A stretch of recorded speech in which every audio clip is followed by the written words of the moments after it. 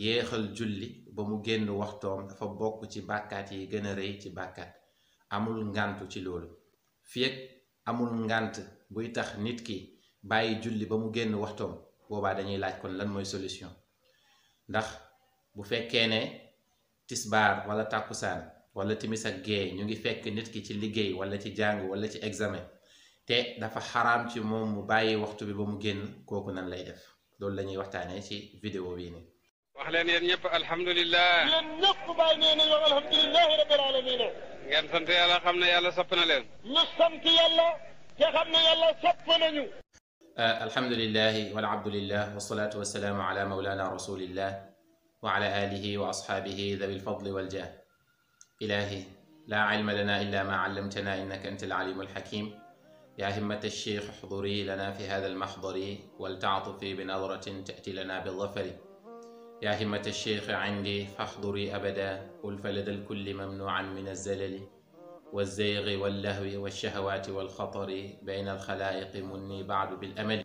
وبعد السلام عليكم ورحمة الله تعالى وبركاته. mbokk jullit ñi yéen ñu ñuy suivre ci chaîne Ndaanaan Faydu ñu ngi leen di nuyu di ñëwaat ak yéen ci benn masala boo xamante ni bëri na lool lu muy dellu si ñun surtout ci suñuy mbokk étudiants yi ak ñi nga xam ne ñoom ñoo nekk bitim réew. waaye dana soxal képp koo xamante ne yaa ngi ci milieu du travail diggante jàng ak liggéey muy nan la ñuy def ba boole waxtu julli yi ak liggéey bi, nan la ñuy def ba julli waxtu yi ci seeni waxtu fekk duñu yàkkal dara ci suñu liggéey. awalan wa qabla kulli shay il faut ñu comprendre benn principe boo xam ne dafa am ci islam te kenn wuute wu ci, mooy yéexal julli ba mu génn waxtoom.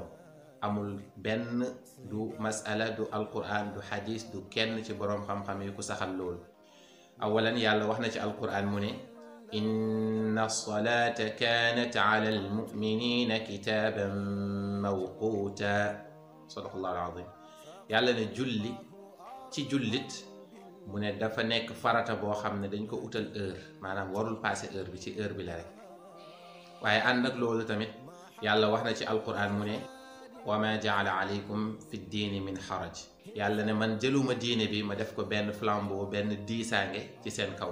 déedéet, yuridu llahu bikumul yusra wala yuridu bikumul usra. yàlla ne li ma bëgg ci yéen mooy lu yembandi, waaye bëgguma ci yéen lu leen di sonal. naka noonu yonent bi sallallahu alayhi wasallam wax na ci benn xadisu Buxaari, Abi Hurayra soloo ko. yonent bi sallallahu alayhi wasallam wax ne ad diinu yusrun, mu ne diine yéwénal la, lépp lu dul yéwénal bokk ci. waaye ànd ak loolu asar ñëw na ci jëlee ko ci Seydina Aboubacar Siddiq muy conseiller Seydina Omar mu ne ko xamal ne yàlla am na ay jaamu yoo xamante ne bëccëg lañ ko koy jaamoo, du ko nangu guddi. mu ne am yoo xam ne guddi lañ koy jaamoo, du ko nangu bëccëg.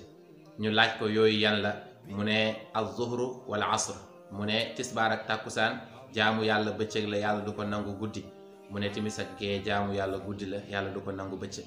maanaam képp ku sàggane ba tàkkusaan génn waxtoom te julliwoo da ngay fay rek, waaye yàlla du la ko nangul. yonent bi sallallahu alayhi wa sallam wax na ci benn xadis mu ni man faatatuhu salaatul asri xabita amaluhu.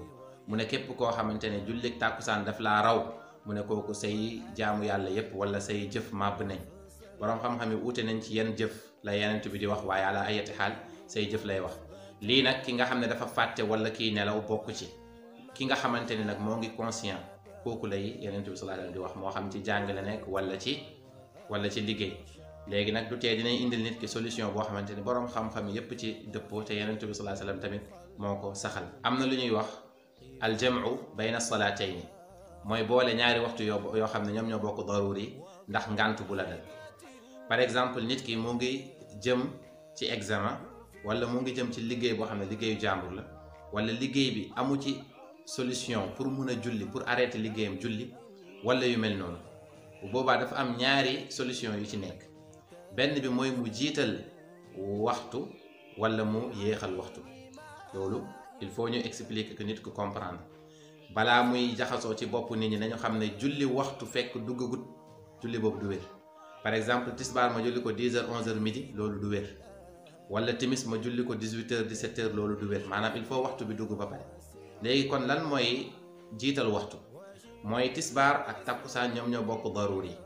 bu fekkee wóor na la ne yow yaa ngi dugg saal 16h ba 20h wala 16h ba 19h fekk takkusaan passé na, bu boobaa booy julli tisbaar ci ngay julli waale tàkkusaan. loolu la ñuy wax ak taqdim al jamu taqdim mooy dajale boo xamante ni boole boo xam ne danga bàyyi ba waxtu bële na de bi jiitu di waaj a génn nga julli si bële, wala sax nga julli ko rek ci biir waxtu bi, maanaam nga julli tàkkusaan ci biir waxtu tisbaar, wala contraire bi maanaam yow xam nga ne à partir de midi ba 15h wala ba 16h da ngay nekk ci liggéey wala da ngay nekk ci cours wala examen, da ngay yéexal tisbaar bi yóbbu ko ba si waxtu tàkkusaan bi nga julli ko foofu noonu.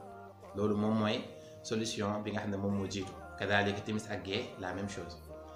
beneen bi mooy yow wóor na la ne à partir de 10h ngay dugg sa liggéey wala sa njàng wala loo mënti def, te yaa ngi génn après ay côté 20h, maanaam kon tisbaar ak tàkkusaan yëpp mu ngi lay fekk ci jamono boobu noonu. bu boobaa solution bi nii la demee.